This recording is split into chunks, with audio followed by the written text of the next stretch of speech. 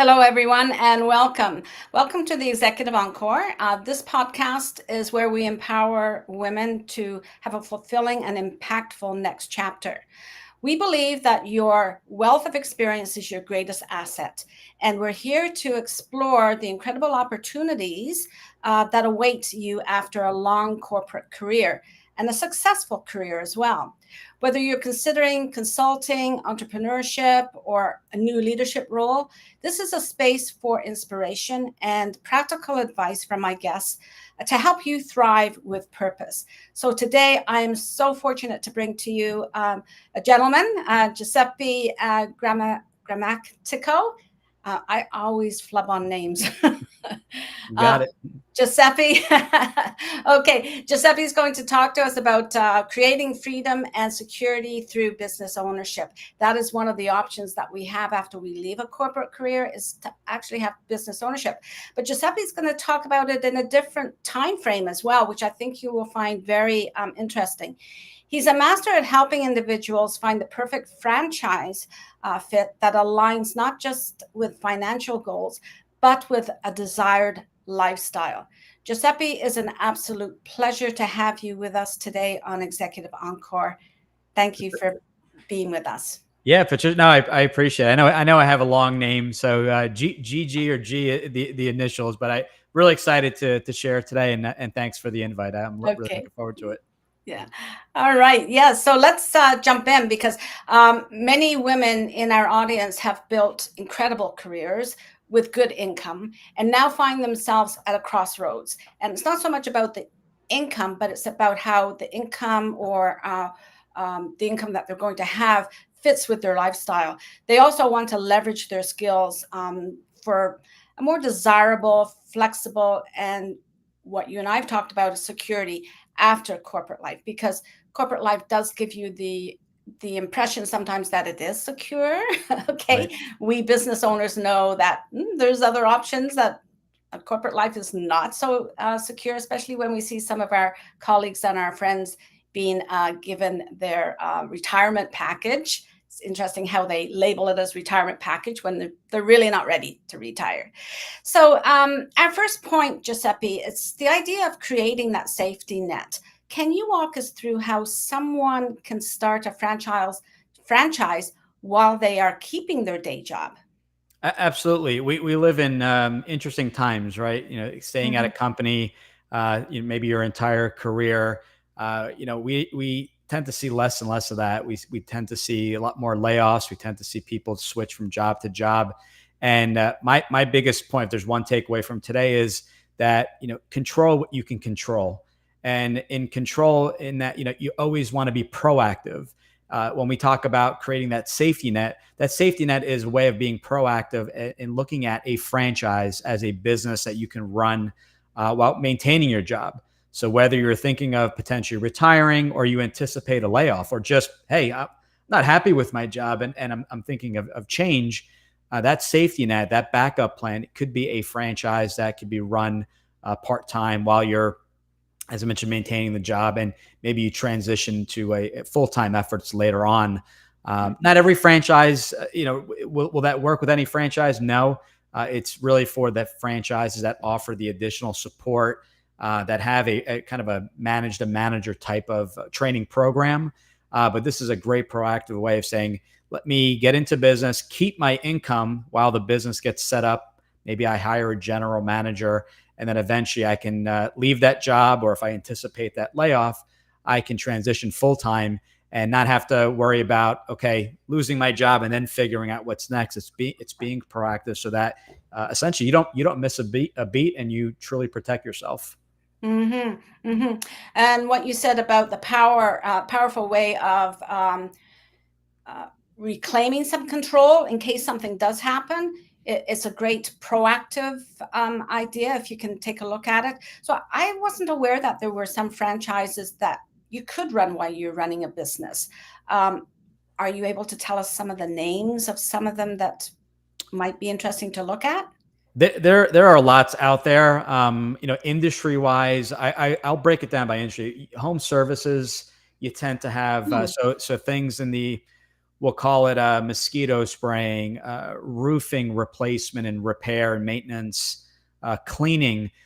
Not, this is specific to the franchise because some industries have essentially you'll have a franchise avatar and who that specific franchise is looking for. So you can have two franchises in the cleaning space. One will require you to be full time in the business for that first year to get it up and running and started. Others will allow you to hire a general manager day one. So it really depends on the brand itself. There's a company, Two Maids, that is a residential and commercial cleaning type of business, and they will allow you to have a manager. Now, what's really important, and I want people to avoid some of the mistakes I made, is that you definitely have to find that right franchise that allows for that, what we call semi-absentee or part-time ownership. Right. And you want to look for the training and support involved. But equally as important, and this is literally equally as important, and this is the mistake I made, was you need to find the right manager as well. Sometimes the franchisor will help you and assist you in finding that individual, but you need to be on the same page. So when you do hire that general manager and you're keeping your day job, you want to make sure that manager, and this is a document that you can create, it lists when you are available. Because if it's just at lunchtime, they know to contact you between 12 and 1 p.m.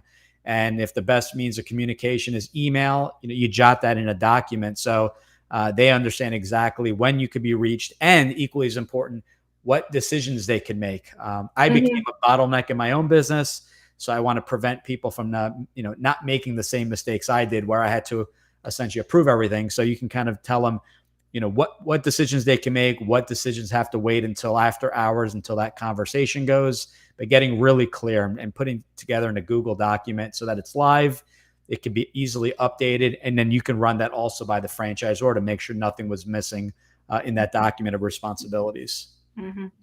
So you just made me think of something there, that this is a skill that a lot of women have developed through their corporate careers, is being able to get out of the way, not be the bottleneck, but have the proper systems in place so that the business basically can run under a manager and you don't have to be face to face with clients. So it is possible. I can see that. Yeah. It is. A franchise is a system, right? So you kind of reverse engineer it and say, how do I find the right franchise? And we look at things like skill sets, the time commitment that you can invest, the actual investment itself, the role in the business, but also figuring out in that semi-absentee model, working again in reverse, say, okay, I found the right franchise. What does my role look like? And it's maybe 12 o'clock at lunchtime every day, and then nights and weekends for in-person meetings or Zoom calls and things like that. But really figuring out what is the ideal fit so that you can figure out from day one to day 365, a year later, what that role is going to be, what are the changes, and what that transition plan looks like. Good. Okay, so this leads to something that is really interesting and perhaps a little counterintuitive, and that's the idea that you champion, and that is owning a franchise can actually be less risky than a traditional job. Do you want to say more about that? Absolutely. So number one is, as part of that, a franchise is a business. A franchise is what I call a business on training wheels. So it's not that just because my neighbor does well in franchise A doesn't mean you should be buying the exact same one. It really comes down to what you bring to the table, the skill set, the transferable skill set. Not that you had experience in financial services like I did way back when, over 2 decades ago. What was this transferable skill set? It was networking. It was sales meetings, sales in general, and relationship building. Those are those skill sets that will work anywhere. So a big part of franchising is that you align with the brand that is a great fit, is going to support you in the ways that you need to be supported. For example, that's that part-time owner. So you want to align with them, that you match the franchise avatar, who their ideal franchisee is. That's going to be really important. And again, there's always going to be risk with a franchise, but you can control the hours you're putting in, the attitude, not relying on 20 different bosses. I know I had that in the financial services side, where I just had boss on top of boss, and there was this really high hierarchy. So if you messed up, you probably heard 20 times, as I jokingly say. But when you take a step back and you look at a job, you may work your in your career, you've been working with the company for a while, and there are obviously going to be different sizes and different hierarchies, but ultimately, do you control anything? And the answer for the most part is no, in that, you don't control in how the business is run, unless you are the owner.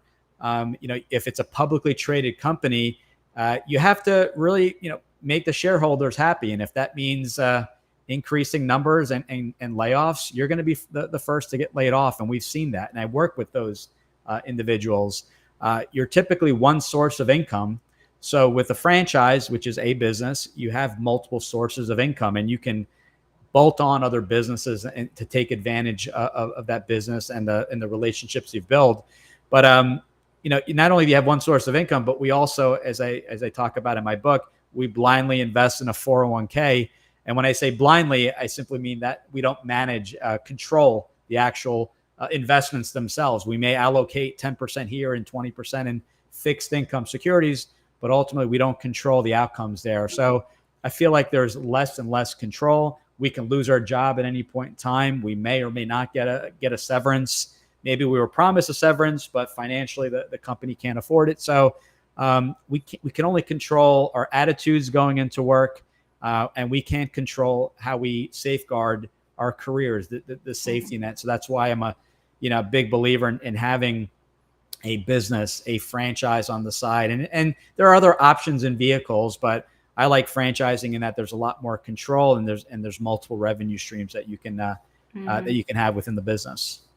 So actually, you're creating your own economy, right? So you're not depending on another business, your employer, to create an economy, or the country, whatever government, to create economy. You are creating your own.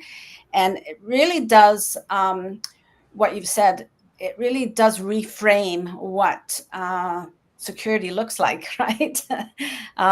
It's not about depending on one employer. It's about building a future for yourself where there is some resilient financial options, right? In doing something outside of being employed. So now for the final and perhaps the most important piece of the puzzle is, how does owning a franchise allow you to have a lifestyle that you've always dreamt of while you were working for an employer? Yeah. So, a franchise is a vehicle, right? Depending, the product or service will vary. It may be a brick and mortar gym or restaurant. It may be a home service business like roofing or cleaning or mosquito spraying. So that vehicle really has to align with what you're trying to accomplish. So I give the example of we were growing our family. This is going back a couple decades, and starting a family, I should say. And I did not want a 5-hour door-to-door commute, which is what my commute was into New York City. And I knew there needed to be a change. So my why and the reason for doing this was to spend time with my family, but it was time freedom. It's one of the 5 freedoms that Dan Sullivan from Strategic Coach talks about, and that was the most important. I made great money. Money can only drive you so long and so far. It's great to make money, but ultimately, if you're going to be working nonstop every day of the week with no end in sight, there are other important things, and time freedom was the big one for me. So aligning yourself with a franchise, number one, will give you that unfair advantage. We've figured out the systems, the product, the service, whatever that widget is that you're selling, and we have the systems in place. We have AI that we can utilize to keep the expenses low, and have an assistant on call 24/7 in the event a customer does call after hours. So it's really aligning with that franchisor with the support systems in place that can help you achieve that time freedom. So it's really speaking with other franchisees to ask them about their experience, and speaking with the franchisor to ask them, hey, this is my situation. Is this doable? If it's not doable, they will let you know. The worst thing they could do is award you a franchise for not the right fit specifically for that brand. So having that business and systems in place, yes, it's a lot of work, in the very beginning. Don't expect time freedom or financial freedom initially, but those systems in place, the training, the trainer, bringing on that general manager will allow you to take a step back and not work in the business and maybe take every call, but work on the business, work on strategy, Mm-hmm. work on certain synergies of working with other franchisees in the area, or expansion, maybe buying additional locations or investing in additional territories, expanding that business, while all not forgetting the whole purpose of doing this. And it's that time freedom. So yes, anytime you add something, it's going to cost you some time, but the goal is not to be in that business 40, 50, 60 hours a week. It's to eventually back off the business, have the right people in place that are better at you than in marketing, better at you in sales, which is another life lesson that I had to learn the hard way. I thought I had to be the expert, but having those people in place so that the business thrives, there's a future in there, there's a career in the business for them, and they have some financial rewards. Maybe it's a phantom equity, which I highly recommend, where that general manager is getting a quarterly distribution of the profits, but really, allowing you to back off, deal with the big picture stuff. And then when it comes time to sell 5, 10, 15, 20 years down the road, that buyer does not want to replace, they don't mind replacing you as long as you are that semi-absentee owner. If you're putting in 80 hours a week, they're going to say, well, I have to now replace you and now still pull out an income. So the less you're involved in allowing those systems, the more valuable that business is going to be when you go to sell. Yeah. That's a lot to understand at a deep level and to be successful, and certainly does take someone like you to help us look at what that would be like for us, right? Yeah. So for our listeners, for them to explore their path further in this, how would they get in touch with you and have a conversation with you? Yeah, you can go right to the website, GG, my initials, thefranchiseguide.com. And on there, we have, you can book a call directly with me. We do a 20-minute call. Our services are free to anyone calling in.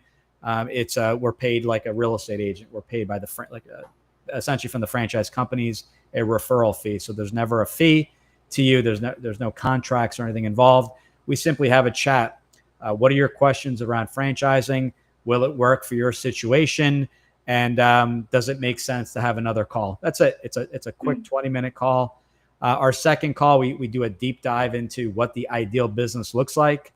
What are your skill sets? What type of money do you want to invest? What are your funding options? And your role in the business. And then on our third call is where we put it all together and we discuss franchises, all the franchises that match specifically what you were looking for. That's our process. It's reverse engineered so that we're not spending hours and hours looking at every brand out there when it may be sold out or not available in your market. So we spend time there. And for those that aren't ready to speak, you can download. There's a resource tab. And I wrote a book, My Exact Guide in Finding Your Perfect Franchise. It's free. It's called Franchise Freedom. And you can buy it on Amazon, but yeah, it's a free download right off the website. And that's a great starting point. It's a quick read, and it goes into what to consider when looking at a franchise. Mm-hmm. Have you ever had a call from, say, a business owner, a woman business owner who would like to turn her business into a franchise so that she can step away from it? Absolutely, yes. We had an individual in the painting industry, and they were looking to essentially convert their business into a franchise. And I said, well, why would you want to convert? What appeals to you about a franchise? And they said basically they've done their own research and had talked to other franchisees, but they really enjoyed the relationships with the customers, and they were involved in the painting process, but they could not figure out CRM and marketing. Oh, okay. They were struggling constantly with just, how do I market? How do I acquire new leads? How do I follow up? Because I'm painting, I'm doing my thing, and I don't know how to follow up via text aside from my phone. So they wanted a robust system so that, number one, the systems were in place day one to really streamline things. Number two, economies of scale. What they were going to save in painting alone and supplies and paint and things like that alone from the franchisor level would almost pay back that franchise fee given the amount of volume they were doing in business. So economies of scale, the systems, followed by national accounts. By being a franchisee in that particular area, they were able to pick up national accounts, big names, hardware suppliers and movie theaters and things like this. You would be that first contact for that quote in that business. So that alone, yes, there is a franchise fee. Yes, there is an ongoing royalty, but you always want to know what am I getting for that franchise fee and those royalties, and the economies of scale, the national accounts, the support systems in place were priceless to that franchisee because they didn't have the time to set all that up. So that it gives the business more credibility because it has turned into a franchise, which for some people would be very beneficial for them. Like you're saying, for the larger clients that they might want to be, would like to attract, but they're not able to do it when they're just the two-person show or something like that, right? Correct. Yeah, you have the big brand name recognition, Big brand and name. which makes a difference, and the national accounts. If you don't have a certain number of franchisees in most states, you can't pick up national accounts. Oh, They want you to essentially do business in all 50 states, depending on that yes. where that store is located. So so those are some advantages there. And the nice part is it's not like you get access little by little. It's literally you pay the franchise fee, you're going off the training and have full access to the entire system, the entire engine, the call centers, the turnkey marketing and things like that, where the franchisor is getting better pricing on paid ads and leads. They're spending the time. They're changing it up from one market to the next. So you're paying for that specialization, right, in your specific market. You're paying for the resources and just the contacts alone. That's very interesting. So I usually ask my guests a question about when they noticed for themselves that they had to make some change to how they were operating their lives. Now, you've been in business for yourself for many years. Let's say somewhere along the line of business there, did you have an experience where you said, I need to remaster my life and work? And what did that look like? Yeah, so I mean, the first stage was, as I mentioned earlier in the episode, was we wanted to start a family, and I could not Yeah. continue leaving at 5 a.m. and coming home at 9 or 10 o'clock at night. Uh, Second part was I personally, when I ran my business, it was a lot of hours. I had an operations manager, but not a general manager that I can rely on. So the hours were a lot, right? They were still putting in a lot of hours, especially that first year, the builder year. So just trusting that I needed someone to kind of take some stuff off my plate that could allow me the freedom to do the things that I wanted to do. So I hired a general manager. It took a lot of interviews, but that individual had so many years, couple of decades of experience in the industry itself, and they were able to streamline certain efforts, cut back on certain costs, renegotiate with vendors. And it took me a little while. I felt like it was a hard time for me to kind of give up control of the business. And you're really just allowing that partner in the business to say, maybe we should do business this way. It was opening up the book so they can make decisions based off of financials.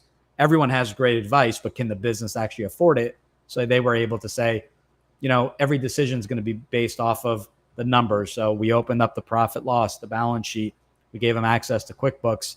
And essentially I said, you know what, this is what I need for you to really handle. I'm going to work on the bigger picture, the national account agreements and things like that. And I will say, my son started playing soccer at the age of 4, became a soccer coach. He'll be 18 next month. And I've never missed a soccer game due to work. So that's my success story. Some people like to talk about, I have 10 houses and cars, and that's all great. But at the end of the day, it was the time freedom. Never missed my daughter's events, birthday parties, Girl Scouts, any of that. So that's my personal success story. But it wasn't just a franchise. It was hiring the right people. Those people are the lifeblood of any business, and hiring them, trusting them to run the business. May not be your first initial hire, but put trust in them. Have them go through a interview process, and you just kind of know when you find that right person. Yeah. I love how you've redefined success, right? I think a lot of people are concerned about redefining it that way, but I think that's one of the things that all through our careers, I know you hear lots of people talking about missing, kids' concerts and things like that. So looking at what the definition of success is, and as I always say, it's not all about the money, right? And that changed for me. In my early 20s, it was the car. Yeah. It was so I'm not going to say I never valued money, and I obviously do, but ultimately, to your point, yeah, it's like, what is, you miss it, and then they end up, now maybe things start to slow down now, and then they're off to college or getting married and moving off, and it's like, man, I wish I didn't miss that Yeah. time, because Yeah. you only have so much time with them. So That's true. Yeah. So this is incredible for our listeners, okay? And I want to ask our listeners to continue to get in touch with you, but also to watch other videos on Executive Encore that all seem to be starting to talk about these things, redefining our success, and what are the options for us if we are looking for a change in our perception of what security is. So please subscribe to Executive Encore wherever you listen to your podcast or wherever you watch your videos. I would be grateful if you leave a review, as it helps other women to find these particular interviews and stories about what other people are doing. You can also look at resources by joining the conversation on my website and on my new membership, which is Executive Encore Network for Women. You can contact me by email to find out more about that membership and that community. Add your comments, because it's all about you having a voice. Okay, that's what really matters to me, is that you have a voice in what you are doing going forward. And finally, please subscribe to the Sunday Encore newsletter. This Sunday, October 12th, you will see the full process of following this interview with Giuseppe. I will write a blog on the topic.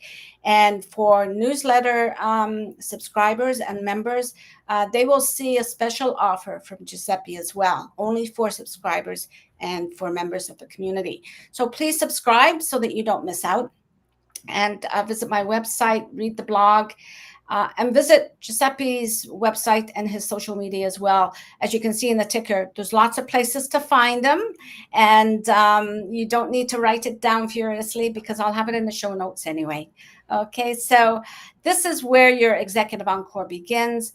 This is where you start to live and work and lead differently with a healthy mindset and self-trust. And I would say this week, one more, is a different perception of what security is, okay? And that's important to all of us. So until next time, take care of yourself, do what's best for you, and don't jeopardize what you've built for yourself. Bye-bye.